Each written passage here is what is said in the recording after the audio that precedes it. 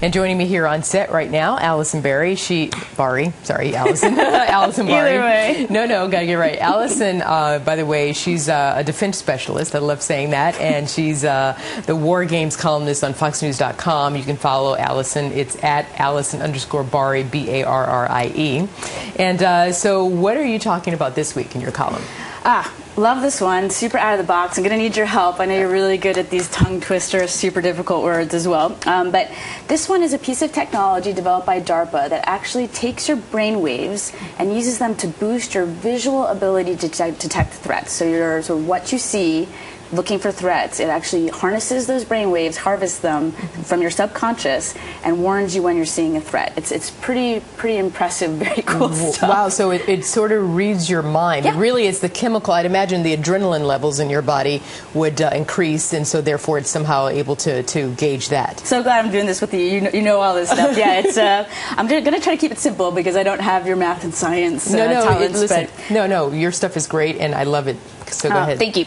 So basically, if viewers want to get into the super nitty-gritty, into the weeds details, I've tried to include some of that in the column. But kind of quite simply, it's based on the premise that humans are naturally very good at detecting something out of the ordinary, something's a bit off. You know, that kind of natural instinct that we probably all feel that we have. DARPA believes we do too.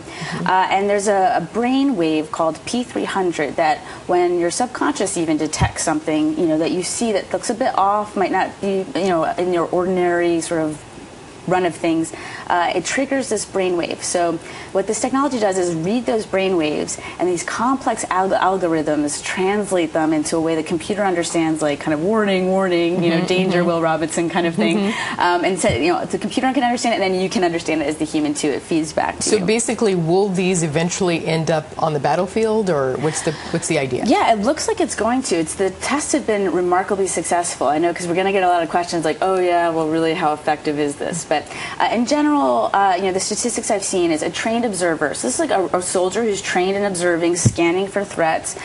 With a set of binoculars, for example, will get a detection threat right, in testing scenarios about 50 to 60% of the time. If you use this technology, you go all the way up to 91%.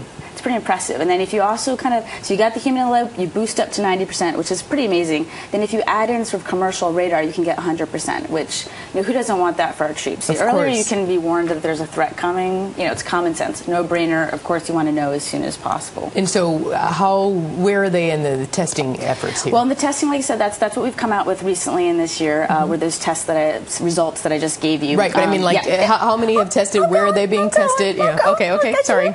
I'll sit here. And I appreciate your pushing me. I get so excited about this stuff. I talk about it forever. So it was tested out in Hawaii in tropical conditions. It's tested in California in dry desert conditions, and it's also tested in open area. Dry was Arizona, open area was California, and they did a final testing at Fort Belvoir. Obviously, they're happy with it because it's transitioning over right now as we speak to the night vision goggle home, where they created the night vision goggles for the Army, literally first night vision goggles to the Night Vision and Electronic Sensors Directorate in Virginia. So when will it be fielded? They've already done some very successful field testing, so it's come along incredibly rapidly, this program.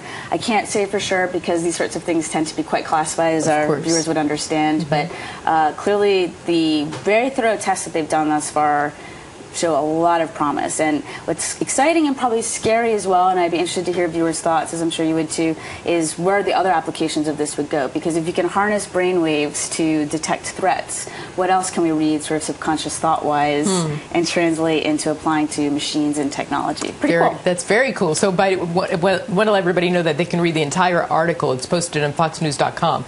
I think it's fascinating. And by the way, I think you do a really good job of breaking down